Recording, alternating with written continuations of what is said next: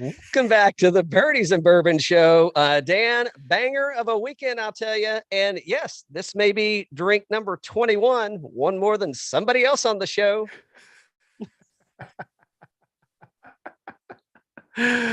Oh man, what are we sipping today? Well, I mean, I thought it would be fitting. We are sipping our collab with Rock Elite Barrel Pickers. It is High West Bourbon, finished in rum cask.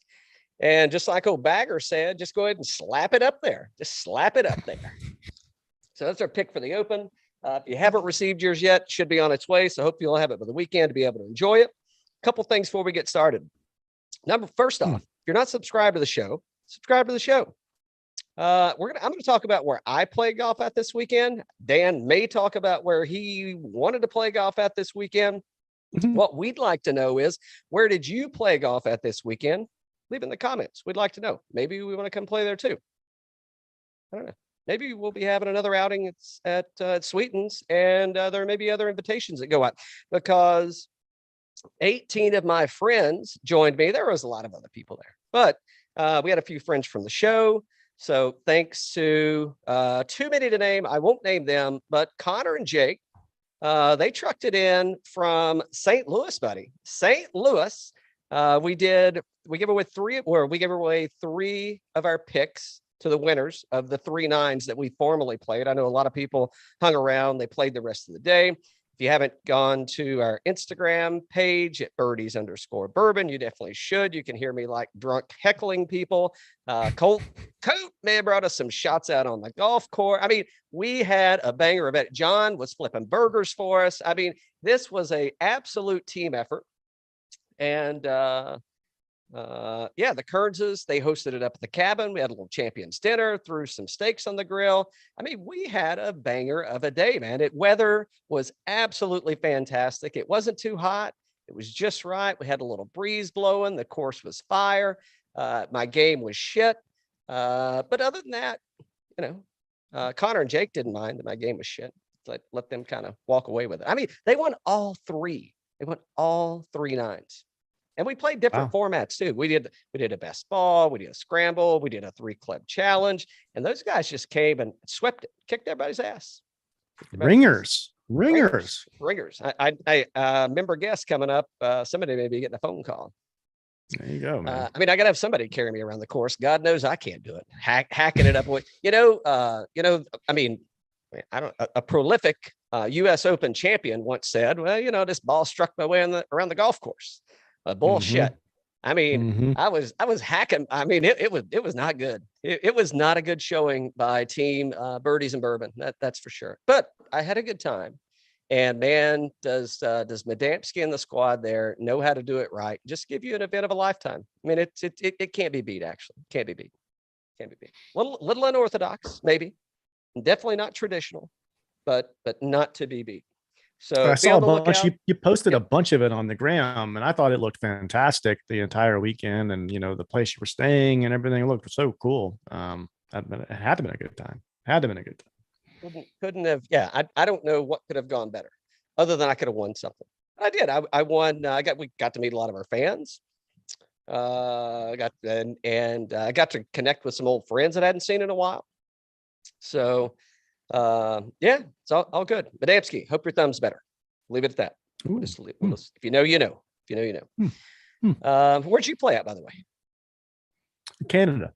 Did you see what I didn't make? Canada. Speaking of, well, I hope you congratulated Rory on his 21st victory, by the way. 21st. Had a little dig there at the end, huh? He's really taken this whole. You think the folks, you think the Irish are a little taken aback? Like, don't forget your roots, Bucko, because when it comes time to play in the Ryder Cup, you're definitely going to be playing for Team Euro. I told you, I'm like 65%. I'm 65% Irish. I'm 45% German, and I'm 35% Polish.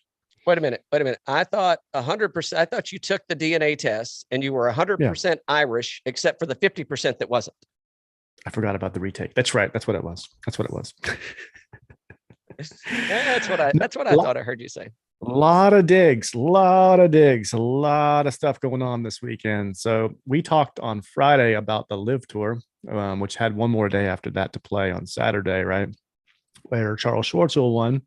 But I would say that Mr. McIlroy had a lot of what do you say, encouragement to pull this one in, and had some words there at the end, and a lot of I think there was a abandonment was being thrown around a lot. Oh, What yeah. else was being thrown around? Yeah. Well, let me tell you what was being thrown around in my head, other than some booze, was or a buzz was is Rory McIlroy. I mean, because there's a lot of guys that just went over and played the Live Tour. A lot of guys that have announced that they're going to play the Live Tour coming up in a month, right, in Oregon, and they're going to be playing at the U.S. Open. Yeah. Boy, wouldn't Rory McIlroy just love? It'd be like the Baileys in his Irish car bomb that he's gonna shoot as a victory drink afterwards. To go back to back, and it's a major. It's a major. And he could Dusty, Phil, Louis, P. Reed, DeChambeau. I mean, the list goes on. Taylor Gooch. I mean, we can keep going. There's no reason to keep going, but I'm sure there is nothing more that he would like to do than follow his Canadian Open win up with the win at the U.S. Open. Back-to-back Open wins. That would be, by the way, two parts of what do they call it? The Open Slam? I don't know. There's a name for it. I think they call it the Open Slam, but it's the Canadian Open, the US Open, and the British Open, right? I don't know. Is there another Open? I don't know if you got to win the Scottish Open or not, but maybe you do. Maybe you don't. I don't know. But he's well on his way. He won one.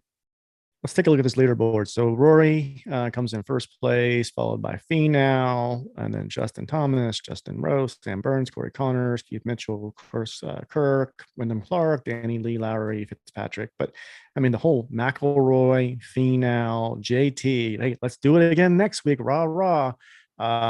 Couldn't have been a better response for the same week as kickoff for the Live Tour. So I mean, they're put up a fight. They're put up a fight. And, we're huge fans of the PGA Tour. We talk about them every week. But what a fight. Yeah. So here's so the PGA usually tries, the USGA usually tries to do some pretty interesting things with the pairings for the US Open. Yeah. You had McIlroy, Finau, and Thomas. I think they were playing threesomes, right? I was kind of still commuting. I think they were threesomes. So I think they were the three in the final round. How did you miss not because the US Open, they're playing threesomes. How did you miss not pairing Rory, Finau, and JT together? How'd you miss that? Because he's got so you got Rory, Decky, and the X-Man. And I don't think they've won a US Open. So I don't know how you missed that pairing. To me, that was a little bit of a miss, just out of everything that's going on and the platform that that Rory had on Sunday, the star power alone that resides in the top, call it 10 players. I mean, who's not a star there? Maybe Wyndham, Kirk, Keith Mitchell. Outside of that, I mean, they're all. And I'm not saying they're not stars. I'm just saying I don't know if they're the caliber of player that you're talking. From the top four. I mean, what's Sam Burns won already 4 times this season? So I mean, that's the thing is like I think that was a big miss on the USGA's part by not pairing those three together. I mean, how sweet would that have been? That was a whiff. Total. That was like a Phil Mickelson interview coming back off of a hiatus at the US Open on a Monday. You leave Heisenberg alone. Okay. He had to cook later this week. All right. We got a lot of stuff to talk about. We may be on at like 10 o'clock this night, still rambling on about this thing. Who knows? The good news is we got plenty of what do you like to call it? Confidence juice. Plenty of confidence juice. So it's only going to get better. The good news is by the time we get to the end of it, when we're making our picks, I should be good and loaded. And I don't know, maybe I'll get lucky. You never know. Could be. But congrats to Rory McIlroy on his 21st win, one more than somebody else. So I allegedly. Yeah, we'll get into these other players in a minute when we're talking about the US Open. But first, we ain't going anywhere else. We're going straight to it. Did you watch the Phil interview? Of course I watched the Phil interview. I watched it in several parts. How about that? I had to go back. Multiple times. Okay, initial thoughts. Well, hold on. Before you go there, and I know we talked a little about the Live, but give me the 30-second synopsis of the Live Tour. Formula One, shotgun start was awesome. A lot of golf balls up in the air at the same time. Love the clock, coming down with the number of holes left. If you can get the best players in the world there, it's a fun alternate way to watch golf, and it's just golf. So you can call it exposition or whatever you want to call it. It was a fun alternative to what we traditionally see on the PGA Tour. Okay. Yeah. Good. All right. Next question. Wait a minute. Is that too many questions? Can you take more than one question at a time? I'll make an exception this time. Well, that was my previous question. You can have one more. What'd you think about the Phil interview? I just answered your question about you could have another question. Yeah, but what'd you think about the Phil interview? I think Phil. Did you listen to the Phil interview? Did you watch it? And what'd you think about it? And what'd you think about it? just one. I did watch it. I'm gonna leave it there. I'm just kidding now. I could tell Phil was extremely uncomfortable being up there.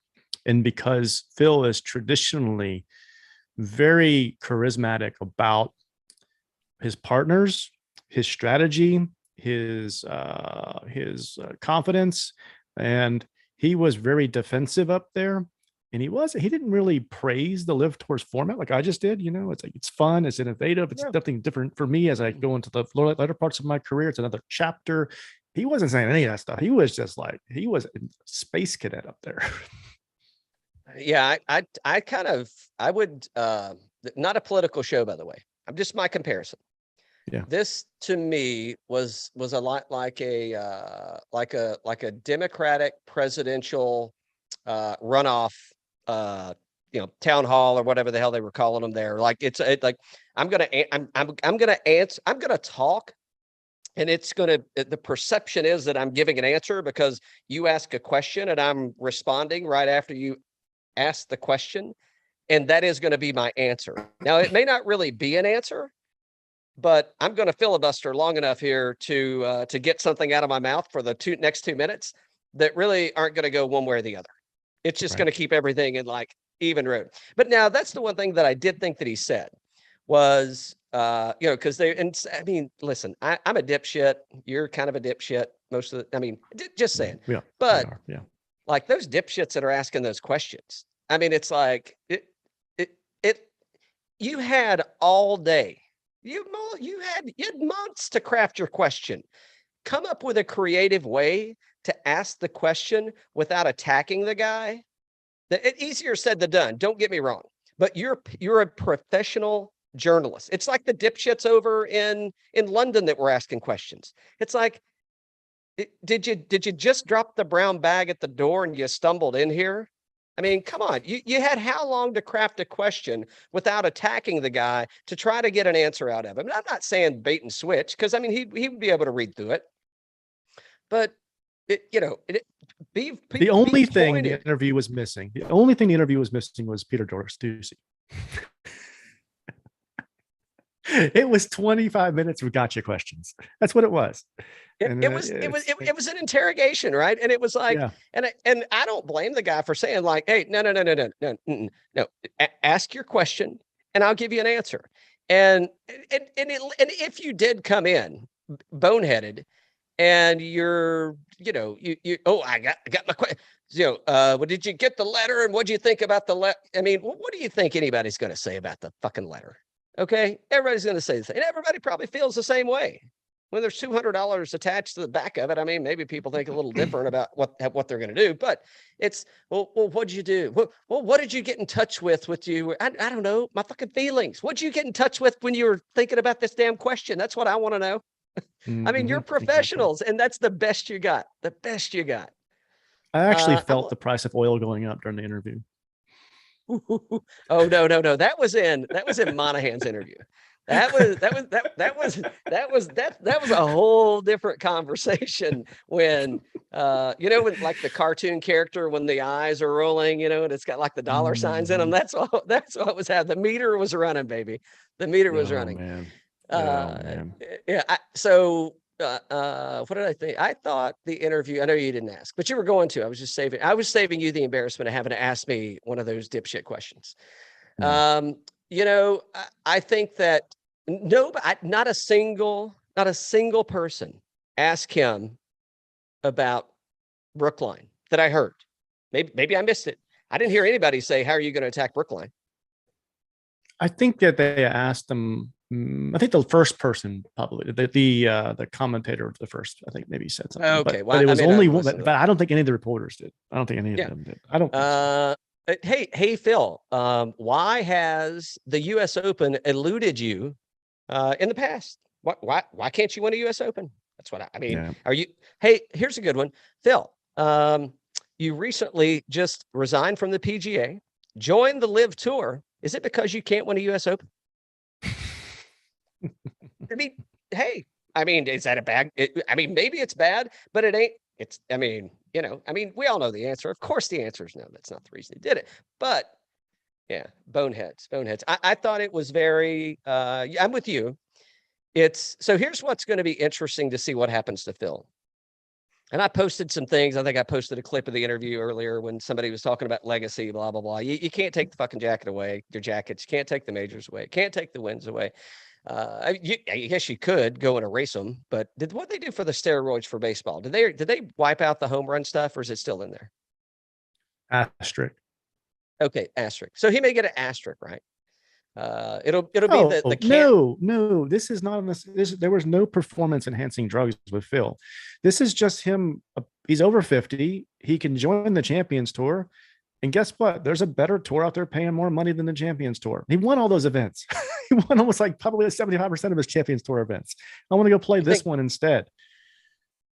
But they won't let him. You think Tiger's going to get an asterisk for using HGH for all those years? Think Koepka's going to get hey, because they ain't no way that guy as accident or as health with as many health issues as he's got. That guy, he got to be asterisked up, man. They ain't no way he's staying healthy through a season and winning back-to-back US. Come on, you kidding me? We talked about this on Friday though. So here, the one thing I can't quite grasp is, okay, there's a competing tour, and he said today in the interview, he wants to have the freedom to play all of the tours. He doesn't understand why he can't play these 9 events and then go play on the PGA Tour and play in the majors and have to qualify for points and all that kind of stuff. He didn't go into that much detail because he was really that's very tight to the vest, but that's kind of what he said. And I don't understand it either. I didn't look up to see how long the Saudi tournament's been happening over there, but I've seen a lot of people over there. Tiger Woods, Phil. A lot of PGA Tour players have played in Saudi multiple events. And I don't. Are they going to cancel that? Does that mean that tour's done, or that tournament? Because I know it was the Dubai Desert Classic or whatever it was, right? I think they may call it something different now. But I don't.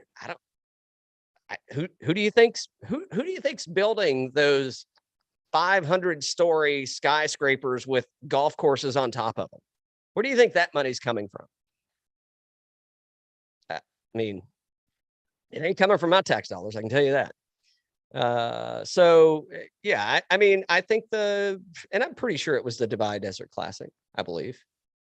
Dustin Johnson just won the Saudi tournament over there like earlier this year or late last year. He just won it. Yeah. And now he goes over here and it's like, we got an issue. I get the issue. It's the competitive thing, because I think that there's some serious trouble. And I think if what we saw in London is what's going to continue to happen, because literally now here's the challenge, right?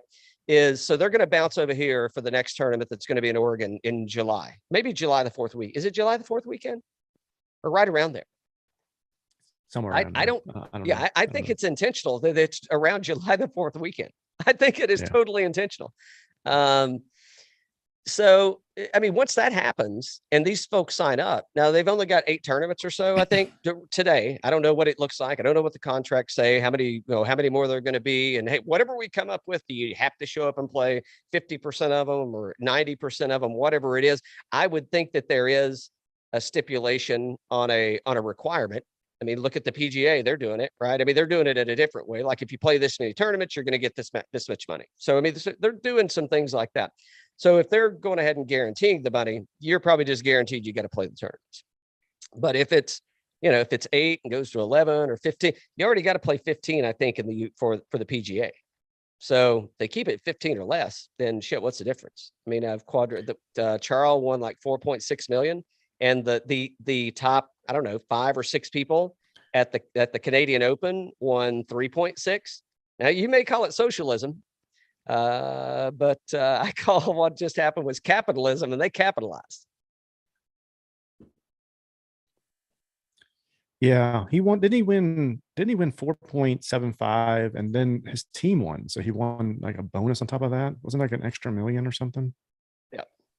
Something like that. Yeah. So it was definitely a hell of a payday. Oh no, I'm sorry. So it was so we won 4 million for the victory and then another 750 for the share one. So he won 4.75 million. Right. That's a lot of money.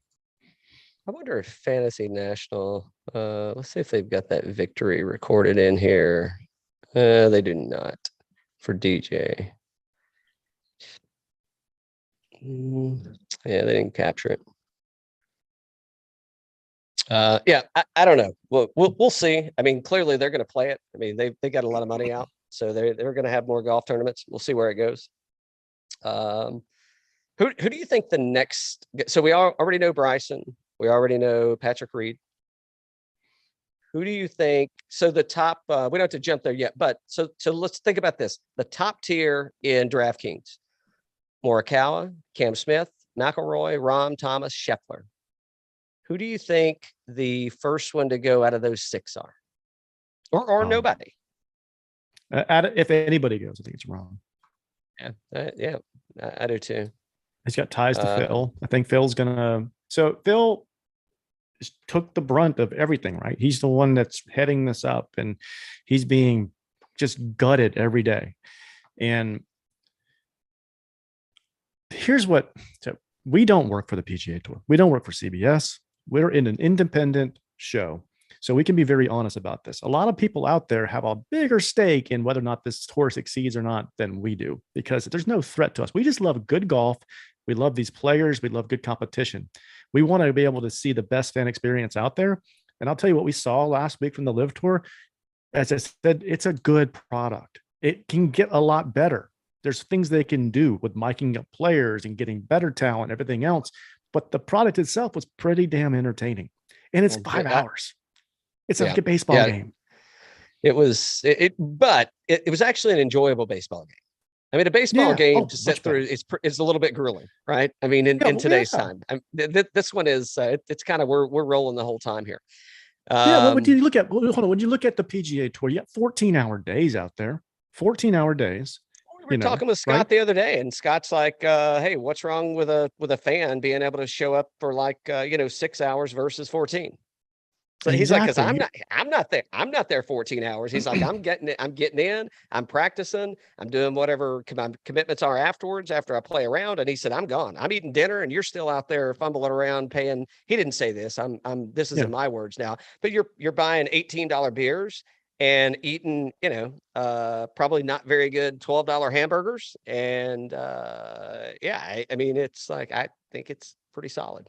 People talk about the PGA Tour and the growth in the game and the amount of talent in the game. And I'm 100% there. I think that this fields they're more competitive than ever. They got more superstars than ever. I think Tiger kind of paved the way for that. Jack paved the way and Arnie did as well.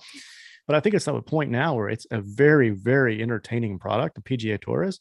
But I also think it suffers from some same things that baseball suffers from. It's very long. It can get very boring at times. It can get drawn out. There's weather delays. There's all kinds of stuff going on with this thing, right?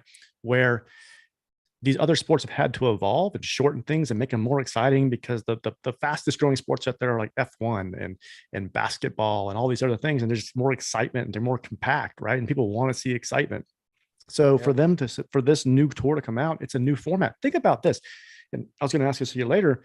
Right now, it's just completely ridiculous the amount of pushback that they're getting, because again, it's entertaining. It's a good product. And if it was done right, and if it was welcomed, I think the golf overall, I think it does grow the game.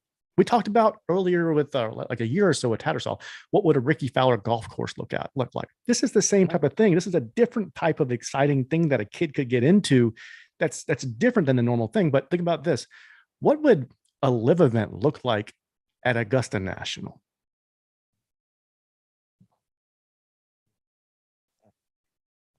Shotgun start. I think that I don't even know if you have to go shotgun start. You could. No, you have to go shotgun start. Did they have to do it all at the same time and play within the 5 hours or whatever, right?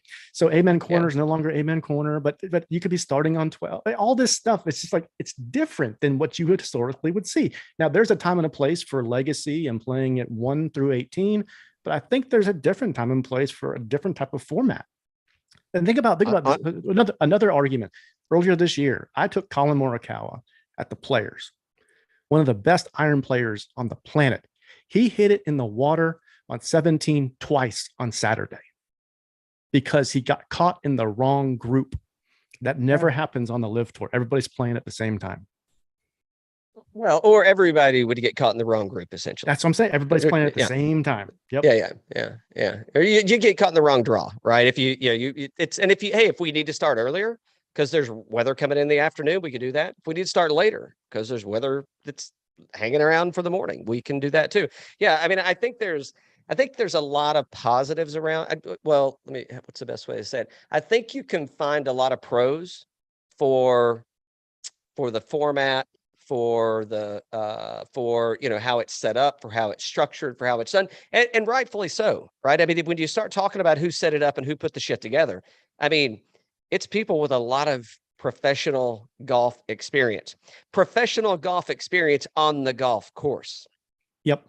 Winning golf tournaments at the elite level, at the best golf course, at the best golf tournaments in the world. Just so happens most of them, except for one, is played in the United States, right? I guess somebody could try to argue that. I would say, well, you're going to have to bring a pretty damn good argument. If not, and I don't know that they're going to make an event in London that's ever going to be better than a US Open. I don't know if they're ever going to make an event in Dubai that's ever going to be better than the Masters. No. I mean, the same with the majors are always going to be the majors. And right. If they do, we won't see it in our lifetime. That is years down the road that something like that could supersede. And that's the legacy that's not going to be able to be taken over. And I think the challenge is you got people that have already left. I would argue that the majority of the people that left are in their, they either haven't broke out yet or they're in the winter years of their career, right? So it's like, it's fine, whatever.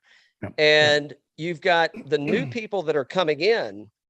I think the challenge is going to be, can you get to them fast enough? And the reason I say that, I mean, think about this. So the 2013 US Am that was played at the Country Club in Brookline, Matt Fitzpatrick won it 2013. Scheffler played it. X-Man played it. Connors played it. Bryson played it. There's another handful, but those are kind of those are some key players. I think all of them are top 60 right now, I believe. Maybe even much better than that. But I mean, those are already stars that played the USAM in 2013 that have already kind of built their case and they're there.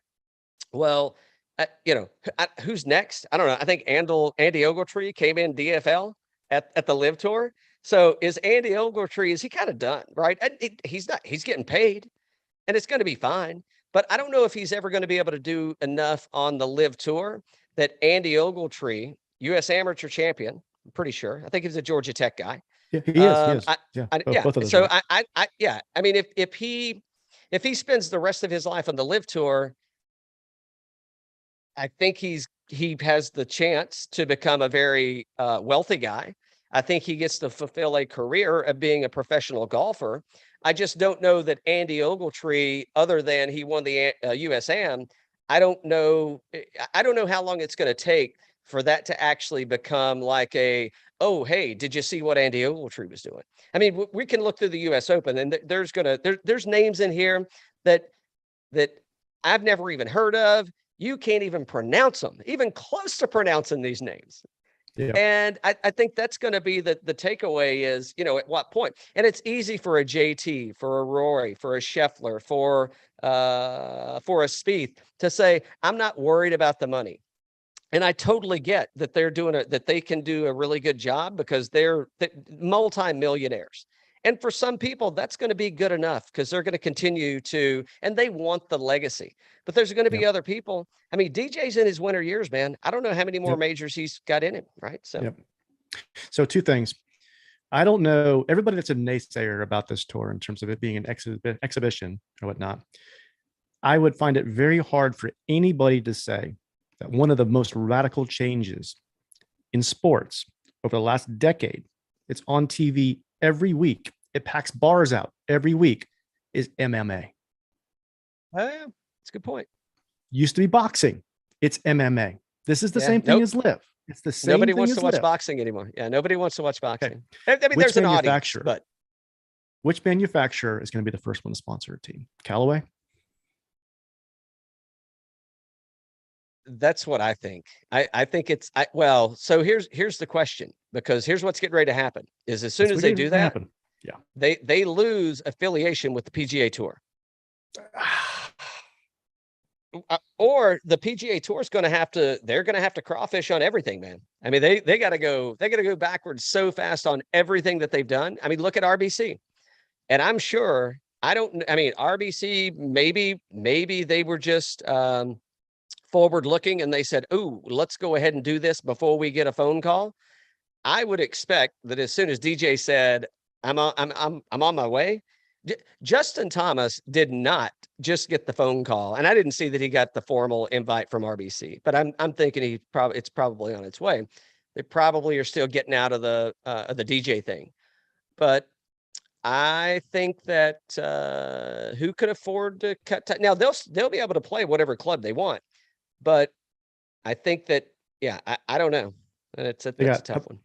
Callaway with Phil, and he's mentioned today. I said, when is have you had conversations with Callaway? Is it still paused? And he's like, yeah, that's not my top priority right now. I'm going to get there. Right now, I'm just focused on the next chapter and AKA, I'm coming back for those M guys, and they're going to sponsor my team. And the other one I would say is Puma / Cobra, because they got the Shark, they got Bryson, and you don't think Ricky's coming. That's going to be a team. Oh, no, Ricky's on his way. Cobra team. Yeah, that's the first one. Are they owned by? I got to look this up. I think they're owned by Puma, right? Yeah, but I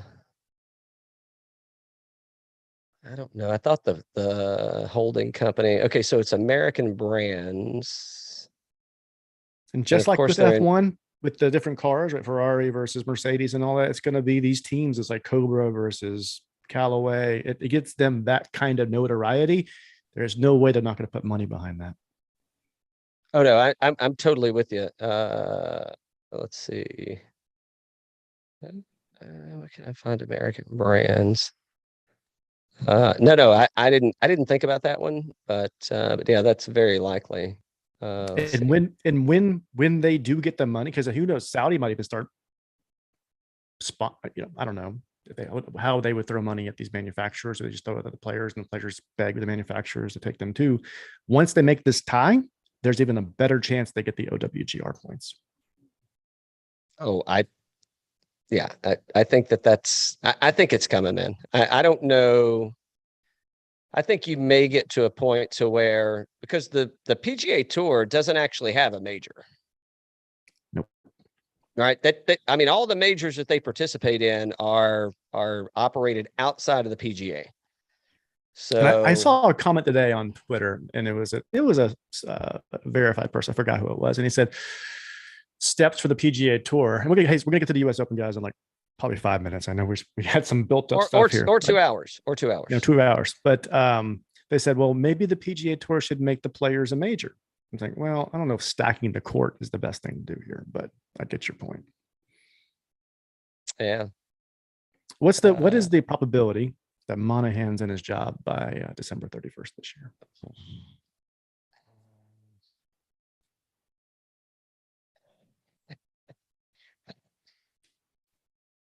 Hey man, I don't know. I don't know. I mean, they've really put themselves in a spot that they've allowed themselves to get put in a spot that's very, very, very hard to get out of. Is this right? Does Beam Suntory are they owned by Fortune Brands? All right, I'm looking up crazy stuff. All right, I'll stop. We'll talk about that at some. I'm still trying to find the Puma thing, but that could be based off the interview also. I saw. I hate to say this, man, is I like the tour. We talk about it every week. I'm just excited that this is a cool format, and I think it's got some merit. And it's okay. It's Saudi money. I get that, but without the Saudi money, we would never get an innovative tour like this. We would never get it, right? Yeah. So that's why I get excited about it. And I get all the implications regarding Saudi in terms of some of the things, but we all do business there. Okay. Monahan looked like he was getting ready to cry yesterday in the interview. I don't know if we got the right guy for this kind of job. I don't think when he signed up for the PGA Tour commissioner, he thought he was going to have to do this. I don't know if he knows what he's doing with regards to it. So here's the thing. So think about how crazy this is. We just went from like the probably the worst time that the majority of the people that listen to this are going to watch the US Open can ever remember in their lifetime, and with the pandemic, right? And I thought Monahan on the tour did something that was, I thought it was like, right. I mean, it was cutting edge is probably not the right way to frame it up, but it was a bold move. They took a chance. It's something that, as what you would consider. I mean, if you ask people, hey, what do you think about golf? You know, probably the first thing you might get, or top five, is it's a conservative sport, not inexpensive, but conservative from, you know, the fundamentals, right? And I thought that they were so far out there and so far gone. And so far, and I'm glad they did it, and it worked. And I think it helped everything I thought it brought a lot of attention to golf. I thought it helped other sports get to a position where they could start to come back. I mean, that nobody else had to be first.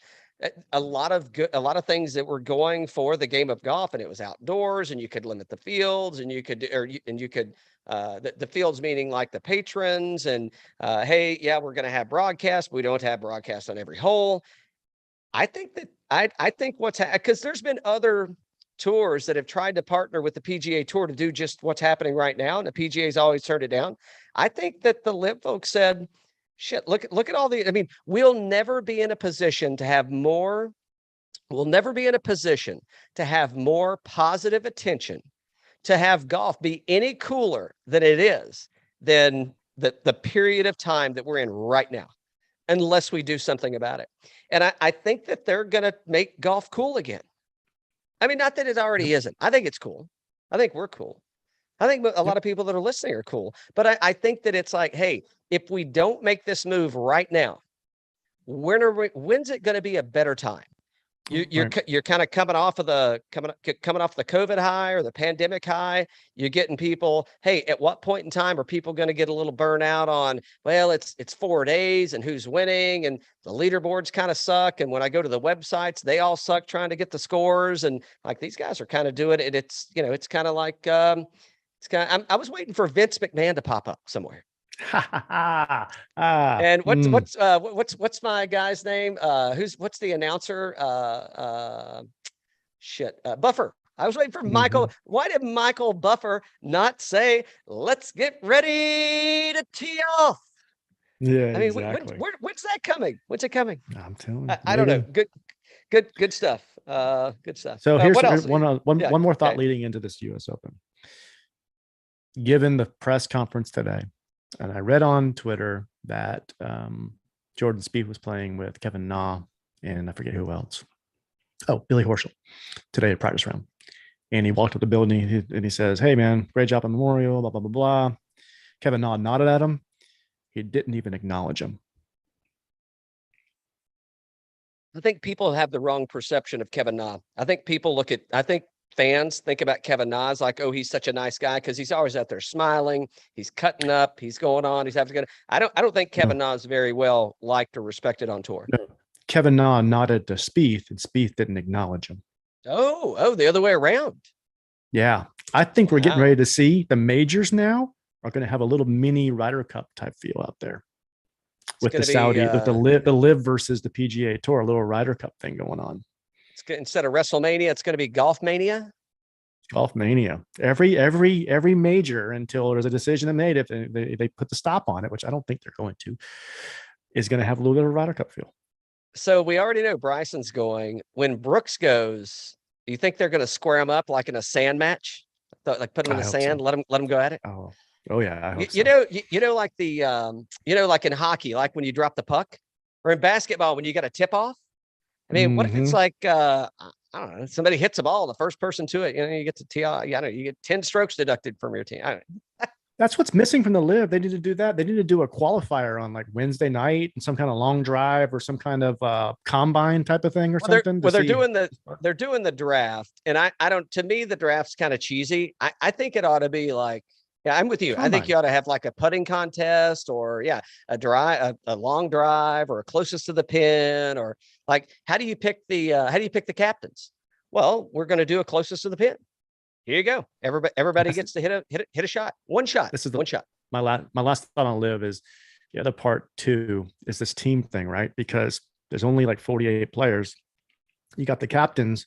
Say, I'll use Phil for a set. Let's use Fowler. So say Fowler gets put on the Cobra team, right? He's not pulling his weight. He's not on. He's not starter. He's not starting anymore. The captains have to make a choice of who's on their teams every week. That's entertainment. It's like us with our DraftKings show. They're doing their own DraftKings show. What do you think, Bucky? What do you think Bucky's team name is going to be? Cobra Kai's?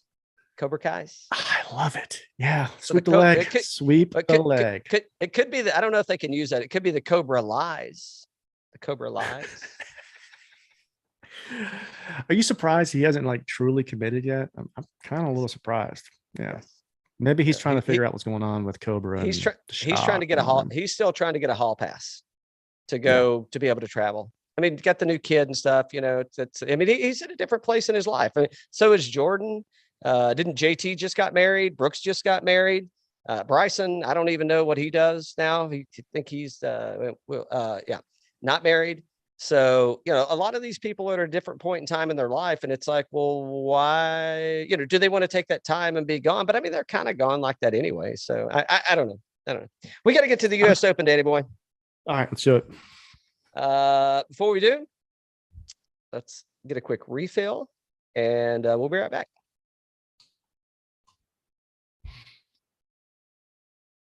I guess we're back. We're back. Okay, US Open. I'm sure we'll weave some of this live shit in here. I got a couple pairings that I definitely want to talk about. So we'll see how that goes. By the way, we had a great chat with Scott Stallings. I think my internet was screwed up. He actually called it my dial-up, but it's still good stuff.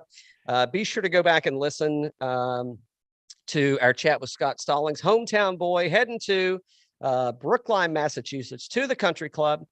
And I think it's going to be a fun one, man. I mean, we've got some exciting golf coming up. I mean, we just finished the RBC Canadian Open. Rory McIlroy wins and rubs it in, does he? Oh, yes, he does.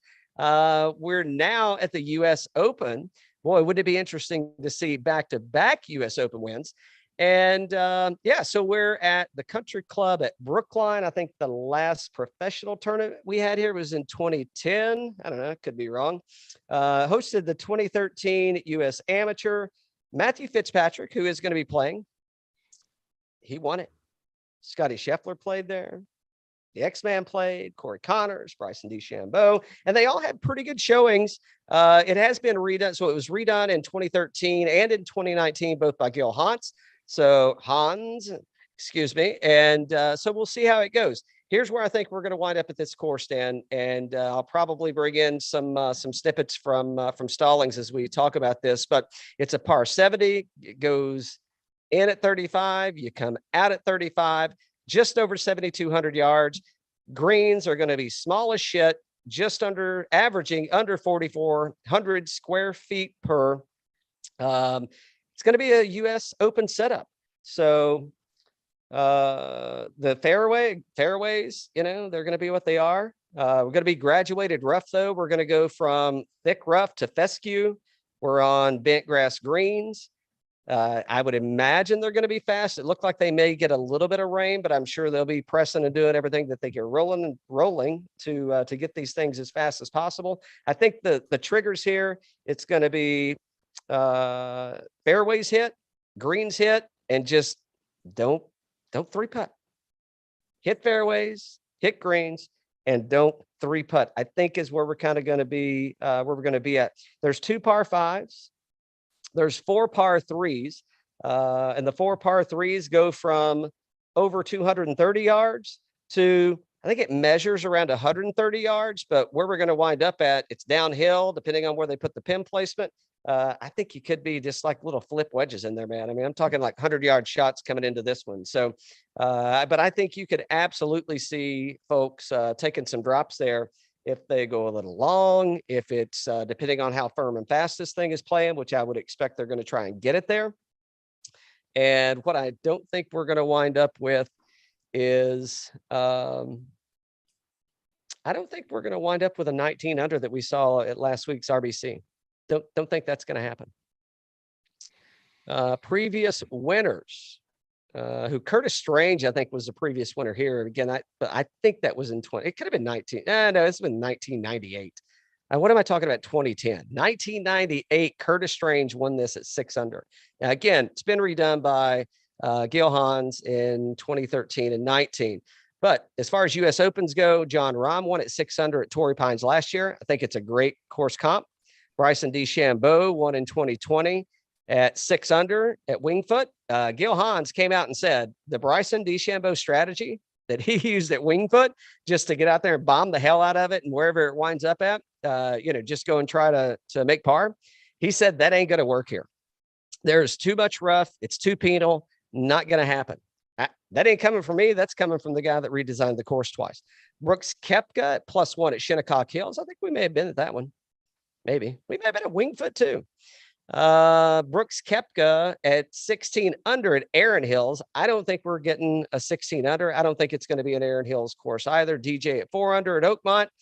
I'll be there in just a second, Dan. Jordan Spieth at 5 under at Chambers Bay, which was a little bit kind of crazy. Is that the one that DJ, is that where he grounded his club? Grounded his club. So DJ should have actually won back-to-back, right? Yeah. That was Spieth, right? So think about this. Think about this. If DJ would have not grounded his club, he would have won 2015 if everything would have played out the same. He won in 2016, so back-to-back. You got Brooks Koepka back-to-back. And I don't know, should we stick with the theme? I don't know about the Gary Woodland at Pebble Beach. I think that is probably the best course. I don't know. It's either Torrey or Pebble. I think Pebble just from a green size. I don't know about the rest of the course. I don't know if Pebble necessarily makes sense to me.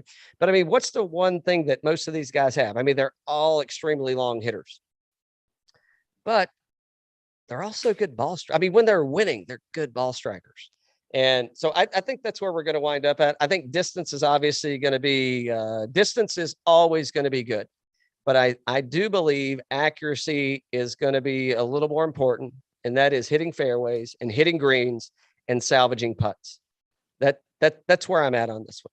So, I mean, the longest hole is par number 14, obviously a par 5 at 620 yards. And it's into the wind. I don't know. Hey, by the way, if you haven't seen the country club and you don't know what it is and you want to know kind of what's going on, Dan and I are not course experts. If you saw me at Sweetens this weekend, you might have thought it was the first time I'd ever played golf.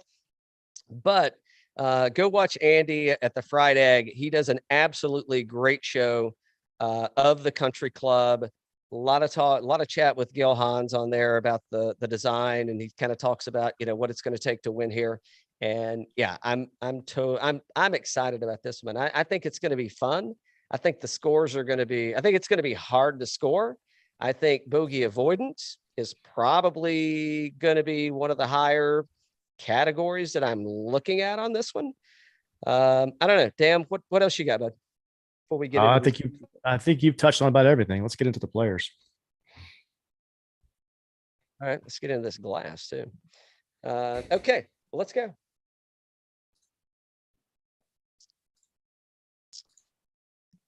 In the elite range, man, there's a lot of good golfers here. A lot of good golfers. Scottie Scheffler, JT, Jon Rahm, Rory McIlroy, Cameron Smith, Colin Morikawa.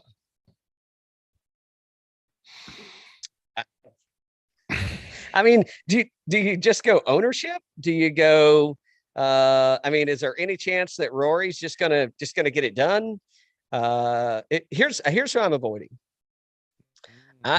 There are so many people in the 9,000, in the 8,000, in the $7,000 range that I've paid $9,000 and $10,000 for over the past several weeks that have just been on some heaters. Like, I can't argue it any way that anything's wrong. I think Cameron Smith off the tee, not good. I think that if the course plays as to how everybody said it's going to play and what it looks like it's going to play like, I think if you're struggling off the tee, you're probably going to have a rough day. So Cameron Smith's probably a fade for me. It's also a fade for the majority. I think he's projected to be the lowest owned in the $10,000 and better range. So I don't know. Is that, if you want to go contrarian, if you're building multiple lineups, probably a good time to throw Cam Smith in there, because if he gets hot, it's going to be a good thing for you. Rory McIlroy, obviously, not obviously, but I mean, I'm not surprised that he's the highest owned player. He's projected at 19. I think that's clearly going to climb. But what's he doing bad right now? First, T18, 8th, 5th, 2nd. He's doing nothing bad. And he's putting bad, kind of. But he's putting better than 50% of the field. So I mean, what's the chance they're going to go back to back? If anybody's going to do it, why wouldn't it be him? Yeah, two guys I'm fading. I think the same two guys as you, Morikawa and Smith. The rest of them, just take your pick because they're all doing great. I'm actually kind of surprised Morikawa was in this range because he hasn't really been playing that great recently. I mean, he bet one of the top 10 golfers in the world, right? But just recent form hasn't been that great. If I'm going to start, missed the cut at the Memorial. For Colin, just so you do, missed the cut at the Memorial, T40, T55, T26, 5th at the Masters. But since the Masters, I mean, it hasn't been much. Around the greens, been kind of crap. And maybe we could dig into play. If we want to go, we may go into a little more detail later on. We're going to go through the board here on who we like and who we don't like, but we may get into a couple others. But yeah, to me, I'm with you. I think Colin is a fade for me. When I think of Colin, what I'm looking for is the ball striking, and the ball striking just hasn't been there. I don't know. I haven't seen, maybe he's got some club changes going on. Has he got some swing changes going on? Is he just kind of hung up and there's something he's not doing? I don't know what it is. But yeah, he those two guys, and same for Cam Smith, right?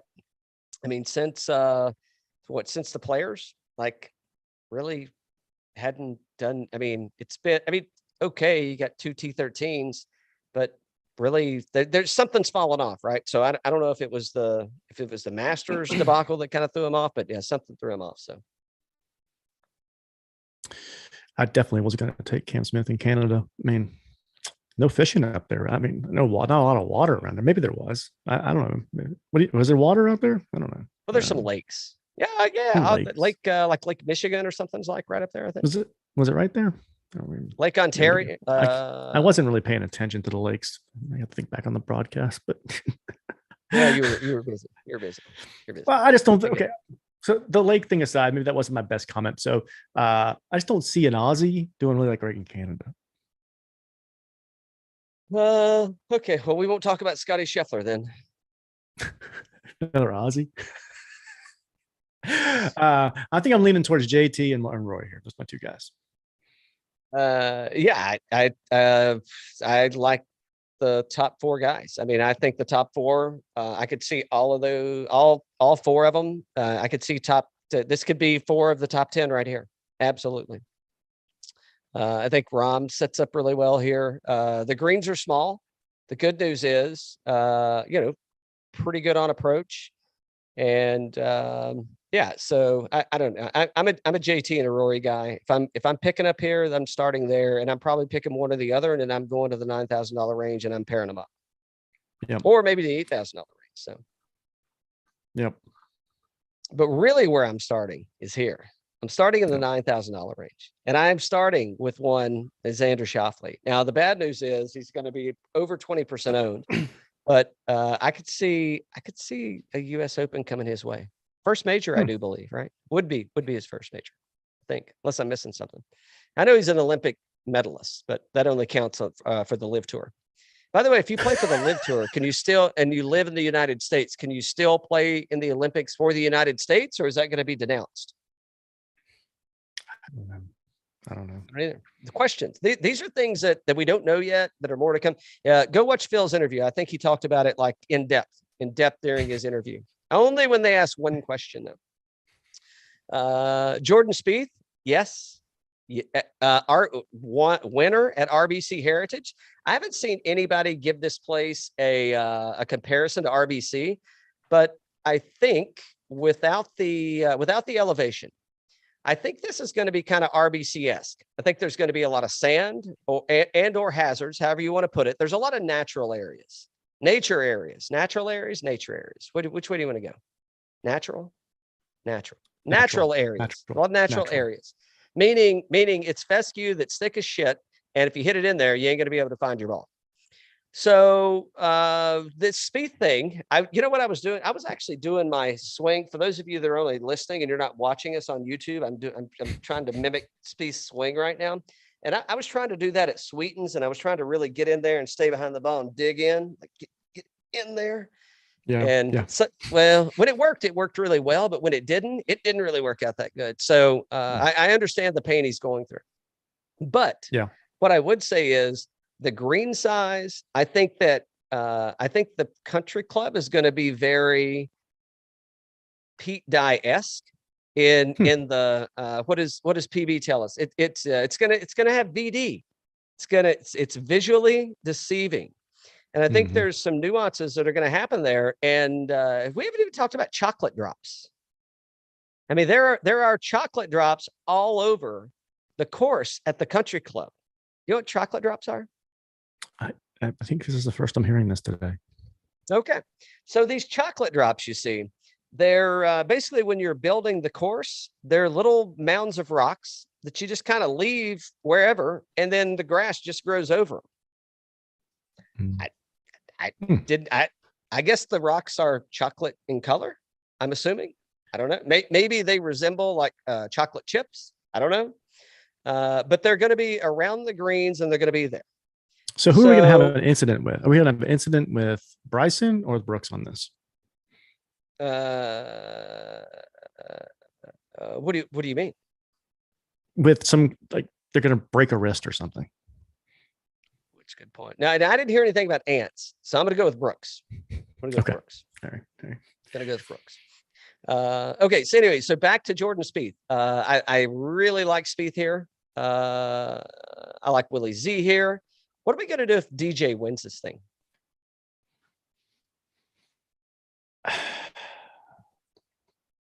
If DJ wins this thing, that's going to be so deflating for the PGA Tour. Hold on.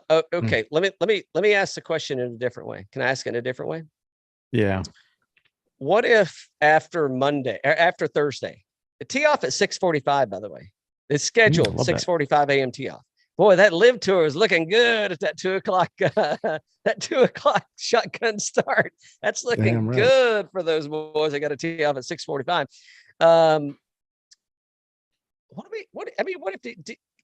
Do you think he may? So this is like a 20-part question, but I'll condense it down to like I'll condense it. Do you think DJ makes the cut? We need to look at his odds to see what he is, to see if we need to bet him at least at top 20 or top 10. And if his odds, if he's 40 or better, we got to bet him, right? Yeah, you got to bet him. No, DJ, I took him at PGA and he disappointed me. I think he had other things on his mind. Now I think he's like $125 million. Yeah, I think now he's kind of PO'd and he's like, I'm going to show these guys something. So I'm 100% betting DJ this week. I am in on that. Yeah. So at the PGA Championship at Southern Hills, which I do think is going to play a lot like the Country Club. DJ gained 2.7 strokes off the tee. Or no, I'm sorry. He gained 2.7. So let's call it 3 strokes tee to green. He lost a stroke and a half off the tee. He gained 4 strokes on approach, and then he lost 3 strokes putting.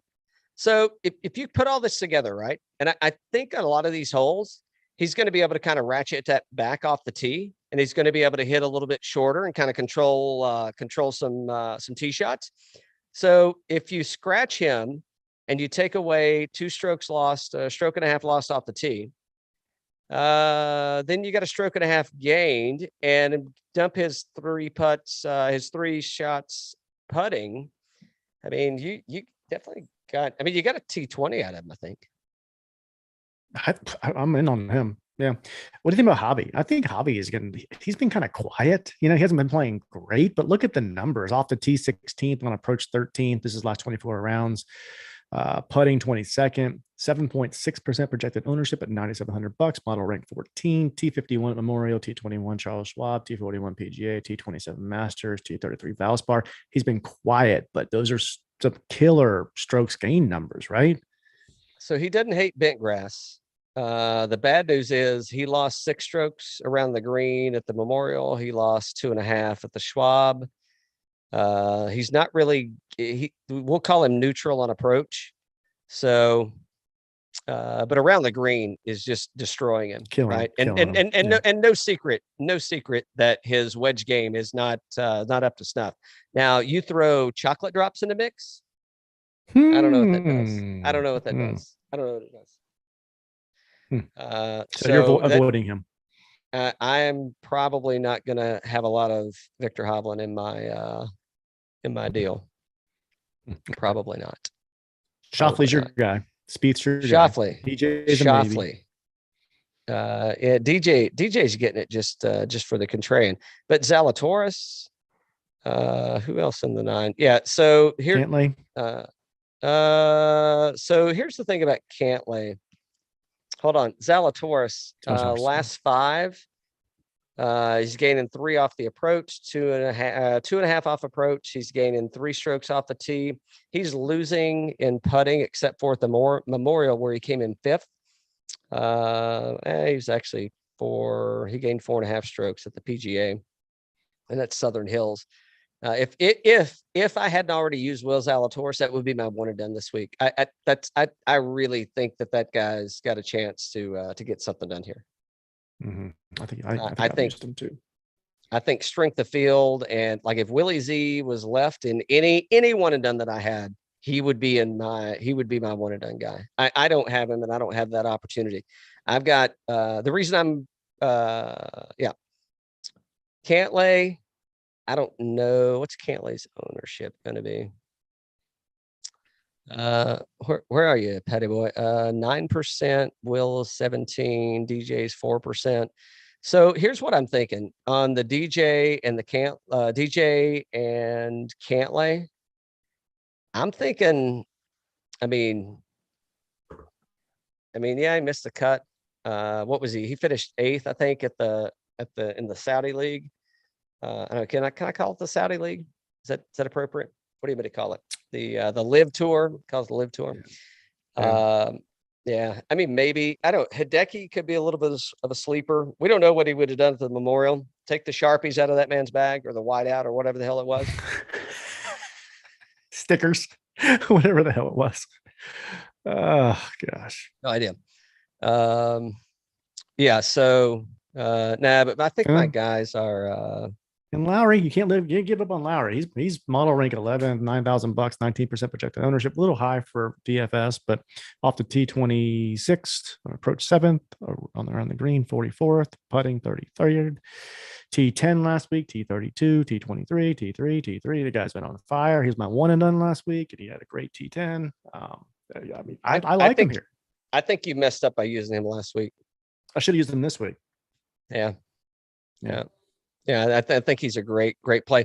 I mean, so putting pretty flat. Like maybe, if you look last 5 weeks, he's gained a stroke, last 10, almost 2. But approach, he's gained 3, 4. Last week he gained 5. Off the tee, he's gaining strokes. Tee to green, he gained 11 strokes last week. So I think that Shane's another one. Like if he's available and you're one and done, I think that's a solid go-to right there. And I think he's worth what's his ownership say? 19. Where's he at? Yeah. So, that's the only thing, right? He's probably more of a one and done play. If you said you want Shane Lowry, you want McIlroy. And I'm like, there's enough people kind of a little deeper in this thing that I think that I could get into versus Shane. Or, I could go either way. It just depends, man. It really depends on, some of this is a little, people could just show up and have a bad week. You don't know, right? So, yeah. But yes, I absolutely like Shane Lowry. Neiman, yes. Cam Young, yes. Fitzy, yes. Those are my top 3 in the $8,000 range. Koepka at 4.5% owned. Probably not going to go there. I think I'm steering clear of Billy Ho this week. I don't know, just because. Because if I do a lot of stuff with him, then I'm going to want to watch him and see how he's doing. And every time I watch him, I'm going to be like, damn it, it's just going to be so annoying. Yeah. So I think I'm steering clear there. Berger, maybe. Is he healthy? I don't know. And he's at 13%. I don't know. Maybe I'd roll the dice and go with Koepka after that one. Because you got to think Koepka is going to want to show up and do something, right? He's got to get he's working on his resume. That's right. For negotiating. Live. So he's got to do something. It's like, hey guys, don't you want the 3-time U.S. Open champion to come play your most recent U.S. You'd have anyway. Sam Burns, Tony Finau. He's priced low. Sam Burns is cheap. That is, to me, he may be the most underpriced player in the field. Yeah, I would agree with that. He may be. Now, granted, T4 last week, he made a little push over the weekend too. So I thought there was some good stuff coming out of Sam Burns. So I definitely like this Sam right Burns. Here. This range right here. Sam Burns, Finau, Max Homa, and just those 3. Those 3 right there, very underpriced. I couldn't agree more. And I love those 3 people. So does everybody else. Yeah. So here's a play, right? Is Terrell Hatton at 3%. Now, do I think it stays at 3%? Probably not, but I don't think it gets to double digits. And were people, if you haven't been to Canada before, there's lots of things to do in Canada, lots of fun things to do in Canada. So, Terrell Hatton knew he was coming to the U.S. Open. So, I don't know, was he upset about missing the cut at the Canadian Open? He ain't Canadian, eh? He's got a killer approach game. Around the green's good enough, and right now lights out putting, right? Putting good. I'm not afraid of him at this course. Once they institute the club rule on the PGA Tour, I think Terrell Hatton, I think his stock's going up, baby. We're talking off the top rope. We're talking, throwing bags in the. You could just chunk the whole bag in the lake. Get you a new one. Give me a new bag. Keep me one set up all the time. Just saying. So I like Hatton. I like Homa. I like Finau. It could be a get it done Finau kind of week. What are you doing with Bryson? Fade. So we're in the $7,000. But hold on. Who don't you? Is there anybody that you're just totally off of that we didn't talk about in the? We did talk about a couple. So I was a little bit. So Cam Young, I think you can put some money in it. The guy's been playing great this year, but he's young, so a major could scare him a little bit, right? So that's a little bit hesitant there. T35 at the Masters, so that wasn't him. That's he missed the cut at the Masters. T35 was T60. Yeah. So I'm a little got reservations there. And then I don't know if Berger's healthy. So I mean, T5 at Memorial says he's healthy, but who knows? It says he's healthy. Yeah. I'm off Billy Ho and I'm off Brooks Koepka. That's the only two that I'm really off of. But I'm with you. I like Burns, Finau, and Hatton. They're probably my guys down here.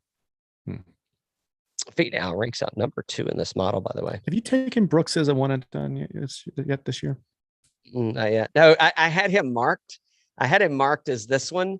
I can't do it. Can't do it. We got to do it before he leaves. Ooh, that's a good point. I see what you're trying to do over there.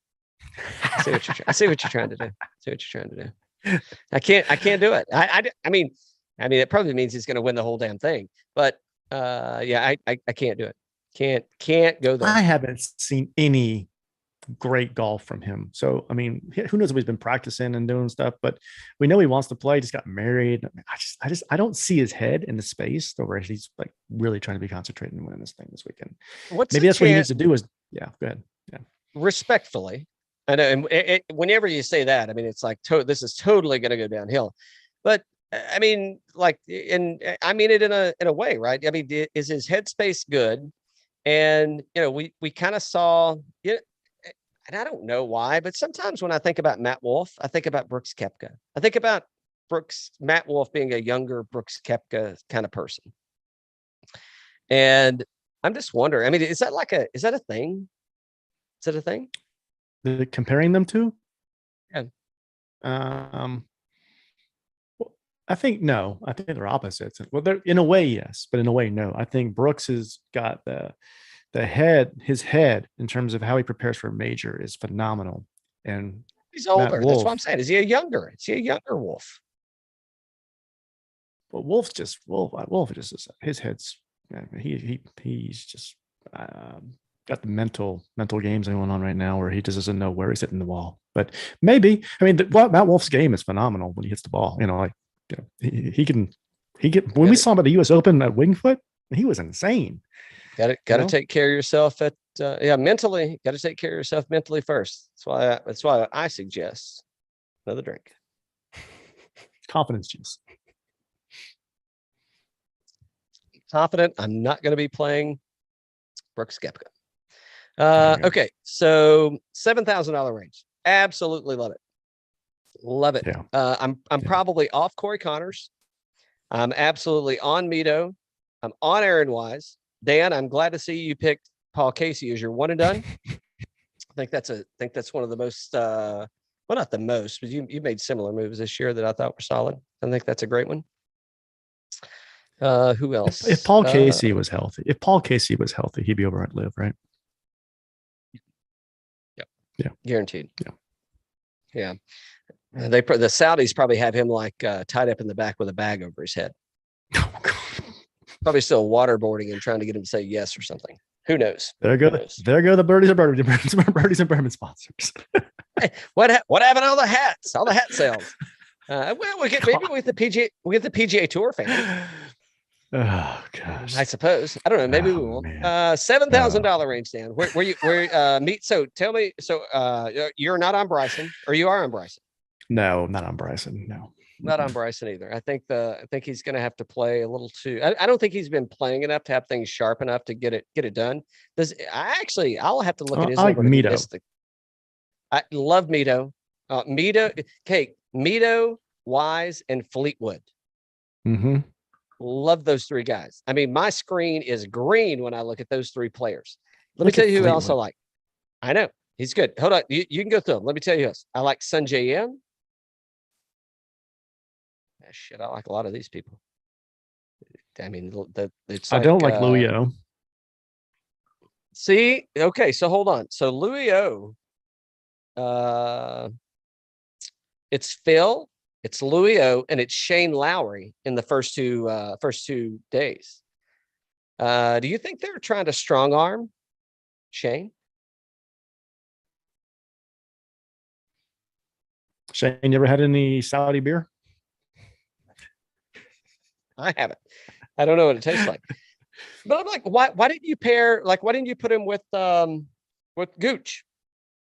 Why didn't you have Gooch in those What did That's interesting. When they put Phil, Livio, and Gooch together. when they put the live guys together? I mean, They should have. or they could have put Bryson. They could have put P. Reed. They could have put who else is here? HV3, I think, said he was going. Could have put him. Sergio Garcia. I mean, they had a litany. That's the other one that disappointed me, is you put Phil and Usti together and you didn't pair another live guy with them. And I don't know why you didn't do that. I total miss by the USGA. I agree. Total miss. All right. So yeah, it's easier to talk. It's probably easier for me to talk about the people I don't like in the $7,000 range, to be honest with you. I like Seamus here. I like Keegan here. I actually think this is a place, even though Answer's kind of sucking around the greens, like he's really sucking around the greens, but I think it's going to be a place that he could kind of get around. And I mean, he's hitting fairways. He's hitting fairways enough. So maybe Davis Riley's been kind of on top of things lately. So I like him. P. Reed. I'm definitely going to sprinkle some P. Reed love in here. I think this is a place he could he's going to do it completely different than the $10,000 plus guys are going to do it. But I think that he actually can do it. So and the other thing too, to remember to consider, as I talked earlier about how this major is going to have that Ryder Cup kind of feel to it. But we traded Babe Ruth, Captain America, to the other team. So he's going to get all that hate, which he feeds off of. He's going to feed off of it, man. Yeah, gonna feed off of sure. I mean, I've got this is a Ryder Cup P. Reed out there this week. Yeah, I've got an outright on him for sure, and I don't know how quick I'm gonna be able to find that, but yeah, no, I think that is totally a good direction. Let's see. We don't need to talk about bets yet. Who don't you like in the? Who don't you like here? Like, who are you just completely avoiding? Who's a must play for you? Well, the voids would be Webb and Harris English. I don't know how healthy Harris is. We haven't seen him like at all this year. I would be surprised if he actually shows up and plays. Yeah, Webb has not been good this year either. Who do I really like? We talked about Sanjay and Mito a little bit too, and Tommy. I mean, Tommy might be my one and done. So yeah, I don't think there's anything wrong with that. I think this is I think this could absolutely be a Fleetwood kind of track. Davis Riley too. Love what Davis Riley's doing. Where you at? Fleetwood, $7,700. He is just covered up in green over here. Looks perfect. Last 5 rounds, he's gaining 5.8 strokes. Last 10 he's gaining 5.4, last 20 he's gaining 3, so he's only getting better. So he's kind of peaking at the right time, as Spieth would say, and it's happening on approach and on the green. So I don't know where else do you want it to happen at a place like this. I think he's on a roll. If you look at the majors, right? So you have the Masters, you have T14, and the PGA T5 shows that he's trending in the right direction. His game is just back where it was back in like early 2020, right? I think he's back. Yeah, I like what's happening there. All right. Anybody else to call out? Again, I like HV3, just recent form. Davis Riley, you mentioned. Don't know how you can argue. You talked about Keegan, right? You talked about Keegan. Keegan, Boston guy, Massachusetts guy. I think that's a play for sure. P. Reed, we mentioned. Gary Woodland, I don't know. I mean, he always kind of seems to play the U.S. Opens pretty well. So I mean, he can probably get around. He clubs it back a little bit and gets a little something done, maybe. Yep. Patrick Rogers. Mm-hmm.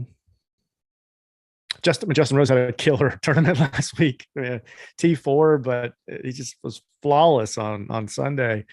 Off the tee, last 24 rounds, 41st, on approach 61st, putting 8th, T4 last week, missed a cut at the Charles Schwab, T13 at PGA, again, another major. 39th in this model rank, $7,100, 8.2% projected ownership. I think we're seeing something there. Maybe he's trying to get his resume together. Yeah, very, very likely. I mean, he's positive tee to green. He's positive putting, positive off the tee, and he's kind of flat on approach. So, yeah. But I mean, I mean, last week he gained almost 9 strokes putting. So, that may be a little, just a touch skewed. But at the PGA at Southern Hills, which again, I think this is going to comp out very well to. He gained 5 strokes on approach. He gained 5 strokes tee to green. He gained 4 strokes putting. So, I mean that recipe that he just had at the RBC and at the PGA, if he could get those two together, I mean should be a pretty solid finish. So do you think, real quick, we're not going to go on tangent here, but do you think that somebody like him, he's not going to the Live Golf over there yet because he wants to captain a Ryder Cup team? Could be, but I don't know how long that's going to last. Meaning him not being able to captain a Ryder Cup team. Well, I'm saying shouldn't he be up in the next like 1 or 2, and then he could go after that? No, he's got some time before he captains. Got some time. Yeah, he's yeah. Is he 40? I don't think he's 40 yet. No. Okay. If he is, barely. I don't know. Talk about who else you don't like, and I'll tell you. Well, I don't like Scottie, our boy Scottie. He hasn't been playing that great. So Scott model rank 54th. Not a big fan there. Just a lot of missed cuts and not great golf. I think he's probably distracted with the whole what's going on and what he wants to do with his future. So yeah, Rosie's 41, so he's got some time in. Okay. All right. So I don't know. Let's see. Patrick Rogers, he did play here and fared pretty well in the I mean, he played decent, but I don't know if you can really measure what happened in 2013 versus today. Kevin Na, he just doesn't really play well in majors, generally speaking. So I'm probably off of that one. Let's see. Who am I at? So if you have to go to the $6,000 range, which you do not have to go to the $6,000 range. I don't know. Our boy Stallings, he sounded good last week, and I think I mean the game in general looks pretty good. Yeah, he said I'll paraphrase and say he felt pretty good tee to green. He losing strokes around the green, if you will, and but he's gaining strokes on approach, so ball striking looks good. 4th, it's a Schwab, 25th at the Nelson, 13th Valero, 16th Valspar. So I think if I'm going there, I mean, call me a homer, but I probably will go there. I think there's some emotional ties, and there's something that kind of makes him want to win. And I guess it could go either way, but I feel like there's been some good stuff, some good energy coming out of Camp Stallings, so I'll go there. Mackenzie Hughes, I think, is a guy that's like the harder the course gets, the better he plays. So that's a maybe for me. Herbert Hairbear could maybe I could go there. I mean, he's ranked 2nd in putting in the model. He's 6th around the green. Approach is a little bit lacking, but that could be a spot for me. Windham Clark. I'm probably not going to go Windham Clark, and the reason is because I think last week, I think you saw him kind of. Well, hold on. Let's see what he did last week. Let's see where he gained strokes at. This may fuel him up for a championship this week. He played well at the Memorial too. So yeah. He lost. Okay, so he lost 3 strokes on approach last week, so that pretty much gets him to like T2. Okay, no. Windham Clark gained almost 11 strokes putting last week, and he hadn't really gained strokes since the RSM Classic like years ago, where it was 9 strokes. No, ain't no way. I say that. No, they ain't no damn way Windham Clark's gaining another 11 strokes putting. Ain't gonna happen. Agreed, but it is trending in the right direction. His game's trending in the right direction, so I do like that. Yeah.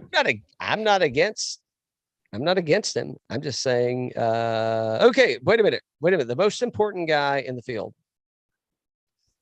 if you ask him, I just ask him, he'll tell you. What do you think? You going to play Phil Mickelson? No way. No, I mean, I don't know where his head's at, man. I don't think he played the PGA. I think he just knew that was going to be a train wreck. Yeah, nothing looks good. Nothing looks good. And he hasn't played since January. It's been a minute. It's been a hot minute. Let's see. Where else are we heading over here? Yeah, it's been a minute. I don't know. I mean, if you're going heavy up top, which I don't think you have to. I mean, I don't know, Sam Horsfield. I don't think Joel Damon is a guy that gets it done here. I got nobody else down here. Let's see. Let's just look and see who's winning an approach. Sam Burns, Homa, anybody in the $6,000 range, anywhere close in the $6,000. Kurt Kitayama. Okay, maybe if I need to dig a little deeper, I could go Kitayama. He's gaining on approach, stroke and a half, gaining off the tee 2 strokes in the last 5 rounds. All in all, I mean, he's kind of gaining I'd say he's flat putting, he's flat around the green. Gaining on the approach, gaining off the tee. I mean, at that price, I could probably go there. I don't know. I mean, the field is heavy, man. It is heavy. So I don't know if I need to really get too deep in that, but yeah, I don't think you need to get too deep in that thing. The lineup. All right, start with Bryson DeChambeau. Bryson DeChambeau, Brooks Koepka. Oh, live guys, Phil, Kevin Na. It would be pretty easy to do. We are taking Pat Reed. We are going to take Pat Reed. Let's start with him. Hold on. All right, let me get there. Okay. Oh shit, that's round 1. I don't want to do a round 1 lineup. I'll do a round 1 lineup later. Hold on. Make sure. Look at what you're clicking on here because. I clicked Showdown. I gotta click Classic. Let me get a drink before this. That way I'm thinking straight. Okay. Here we go.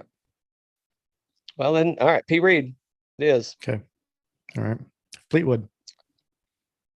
Good with that. You're up.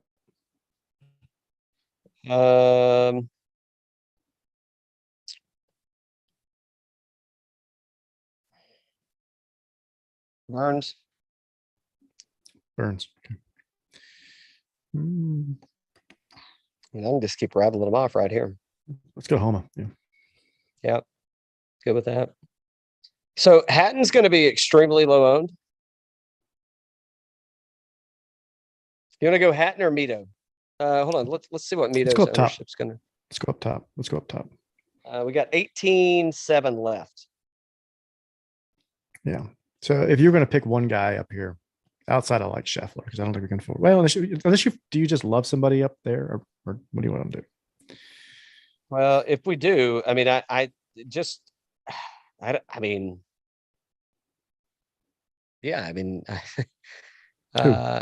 so here's what I think. I think it could easily go. What is that one? That's going to be too much.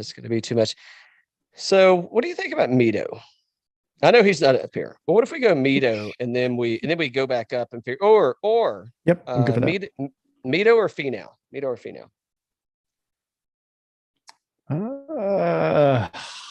we trust Finau? Just saying. I don't know.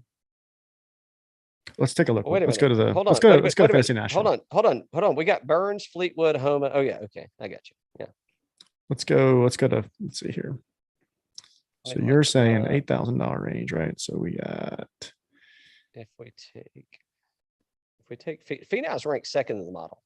If we take Finau, we can take McIlroy. Let's do it. I mean, chalk bombs for sure. But I mean, I think there's a couple in there that are. I mean, there's some contrarian stuff in there that can kind of get us around it. So yeah, Reed for one, I like the way he's playing. I was sad he didn't play Canada. I picked him as my one and done, for crying out loud. I know. You kidding me? I mean, I had to go with Jonathan Vegas and I got shit. Market a I got foul.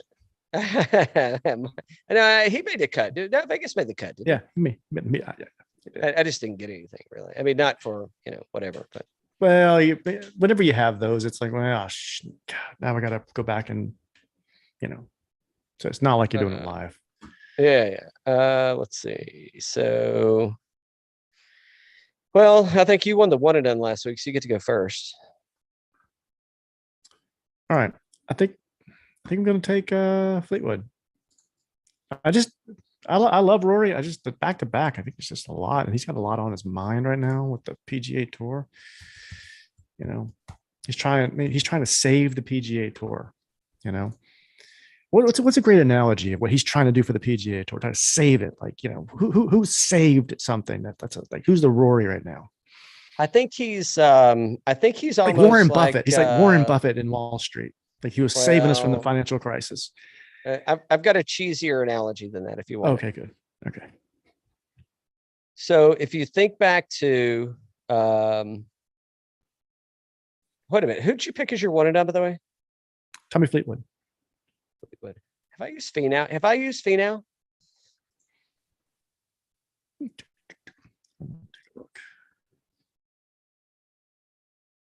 I know who I wanted to go with, but I think I'm actually gonna, and I'm gonna give you a better analysis. And not of Finau. No, yeah, I'll take Finau. I'll take Finau. First major championship win. So here's who Rory is. Rory is the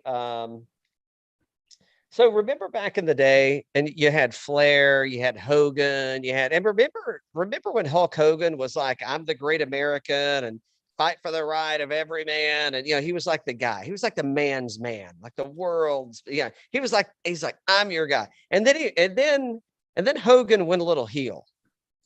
But then Hogan came back.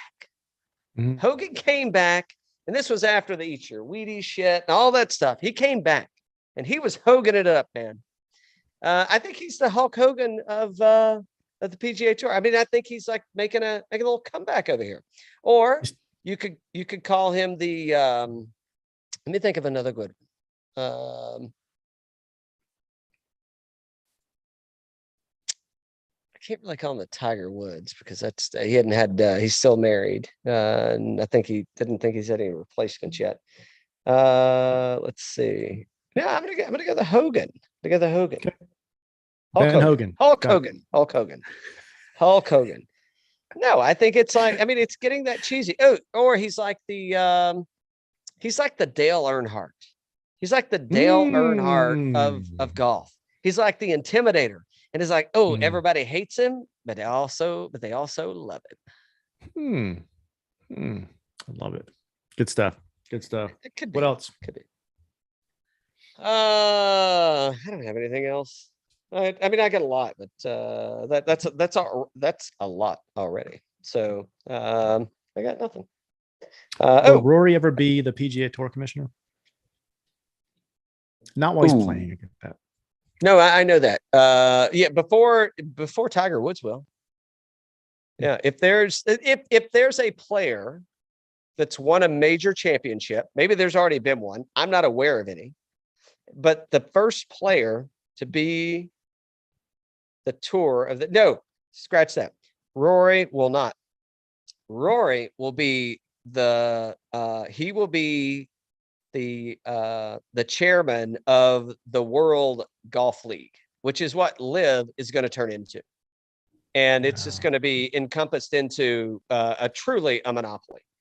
And they're going to have all these it's going to be like FIFA. It's because the PGA Tour is kind of the FIFA, even though the OWGR still sits out there, but not really, right? Not really. So yeah, I think LIV kind of, at some point there's going to be a merger, and at some point there's going to be an agreement. You just got to get the old boys club to get their out of the way. And there were some rumblings, and I don't know the official stance, and I didn't get a chance to see if DJ was interviewed today or whatnot, but there were some rumblings that some of these guys were starting to apply for the DP World Tour memberships? Yes, I did. I did hear that. Yeah, I think DJ said he did. I don't know who else, but I did hear DJ say it for sure because they want to get points, right? And they want to go and play, which they're already playing. They've already been playing. DJ's won there before. So, because it's invitationals, right? And you can invite whoever you want and you get OWGR points. So you talk about guys going over there and completely disrupting that tour, not to take anything away from that existing tour, but it's like when Phil joined the Champions Tour, it's just this massive talent that could go over there and just really, man. I'm gonna win every time I show. It's like we'll find out how many other Kisners there are in the world. It's like, hey, ain't nothing wrong with second place. Gosh. So, or they pay a lot of money for second place, whatever you want to call it. But yeah, I know. I think that I think there's lots of. I don't think that this is anywhere near what's coming. Yeah. And I think that think about this. Think about the downtime. Think about once we get into after the Open. I mean, there's still going to be some tournaments played, but there's a lot of people going to be taken off. And I would say that there's a lot of trips being sponsored by a certain said golf tournament of free family vacations. And it's going to be like, how would you like to travel around on this, 200-foot yacht all the time at your leisure? I mean, think about how many it's like, and here's the other thing. I know we gotta go, but no, the I other was thing just is thinking through it. Yeah. they think about how many I'm just going to throw some names. I'm not saying that this is not real life. I don't know. We think about how many layers there are in the financial world today. And think about Wall Street. And if you think Wall Street just exists by US dollars only, I mean, how ignorant could you be, right? And maybe people do think that like, oh, well, it's Wall Street. That's a US thing, and it's the US stock market, and it's only like, you think there's not some of that $600 billion invested in the, I mean, come on, in some form, fashion of however it gets here, maybe not directly, but indirectly, it's happening.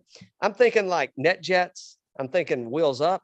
I'm thinking, I don't know any crew, yachts a sail. I mean, think about just how many of these things are probably that they have heavy investments by. And I guess the other thing, and we can leave it, or you have another comment, we can do that too, but maybe it's a good thing, as much as they say that they're trying to cover things, maybe it brings cultures closer together and invokes some change if they start watching golf and learning more American ways in that country, and maybe they adopt some of these things, I mean, is that far-fetched? It's not. And I don't know. It's this is definitely going to be it's capitalism at its finest, I think, in my opinion, from an independent contractor that's elite at his trade or skill, however you want to put it. And I guess I get some of the moral challenges that people have with it. But if those people are taking that money, I mean, how many Robin Hoods have they made? Like movies. How many Robin Hoods have they made? A bunch. I mean, they even made Men in Tights. Some would say one. Oh, Kevin Costner. But I mean, they even made Men in Tights, for crying out loud, right? I mean, but just think about Robin Hood, right? And Robin Hood was looked at as a good guy. Now, maybe the issue is, I think the issue is totally, it's competition, and it ain't competition on the golf course. It's competition between a company, a business that is the PGA Tour and the Live Tour. So it is definitely, say, it's a Pepsi and a Coke thing, right? And unfortunately,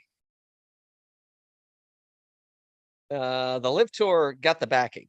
I mean, think about if Vince McMahon would have gone to the Saudi League, which I'm sure he would easily go to the Saudi League. I mean, he would stoop to any level of sleaziness and sliminess to be able to pull something off. He just didn't have the connections, or maybe they didn't like him. I don't know. But I mean, you go and do that. And think about The Rock. I mean, why isn't The Rock already calling those guys saying, hey, we can take over the NFL? Now, I don't know if you can. It's a completely different sport, completely different. And I don't know that it actually can happen. I don't know that that can be a thing that happens, right?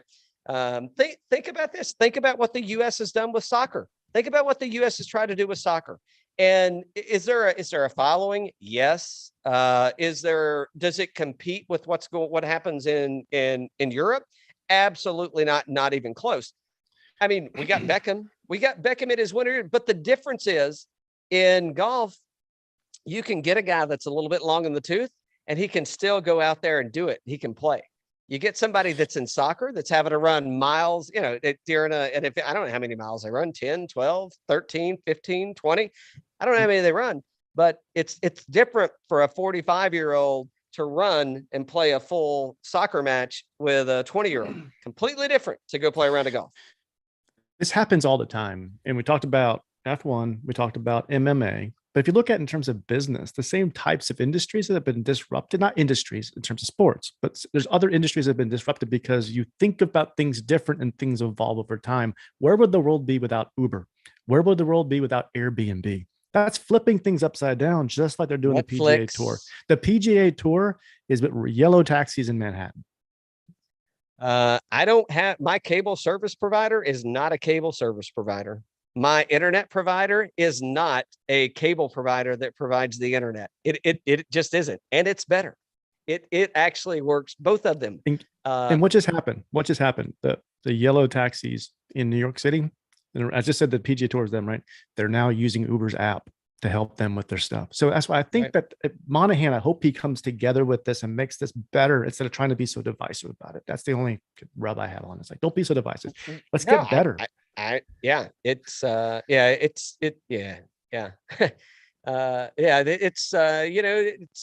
this may show the ugly side of golf too, right? I mean, this may show like the Normans and like the temper and the hey, I'm going to win. And it's like, well, wait a minute. There's a time to win, and then there's a time to partner and come together. And I think the PGA has not necessarily done a good job at that either. When the Super League or whatever it was that came around a few years ago that was trying to say, they're like, hey, let's kind of get things squared up here, because clearly they heard something was coming. I don't think they were doing it just like randomly. I think that there's, shit like that. You're not investing that kind of money over like you woke up and wrote it down on the back of a napkin. Like you've got some things thought out, and you've got some buy-in, right? It was a good product. Yeah. It's in the works. Yeah. It's too good. Too good, man. What's coming up? So we've got, be sure to listen to the show on National Bourbon Day. Had a great time tasting some bourbon barrel-aged stouts with Adam Lukey from Eventide Brewing. That should be coming out tomorrow. I hope, maybe we'll see. It's National Bourbon Day. Hope it does.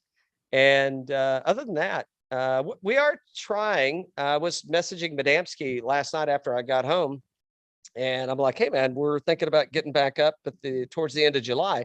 So we'll see. He gave me a heart. I don't know what that means. I don't know if it means, I don't know if that was yes or he loves me. I took it as he loves me and I love him back. So we'll see where that goes. By the way, I will be playing a 100-hole hike coming up in a few weeks. If you'd like to donate $1 a hole, it'd be great. It's $100. Donate to a good cause. Youth on course. I'll be at Sweetens, and I'm going to try to walk 100 holes in one day, and I'll be doing it with a bunch of other cool people that do social media shit. So we'll see where we get to. There you go, man. Cheers.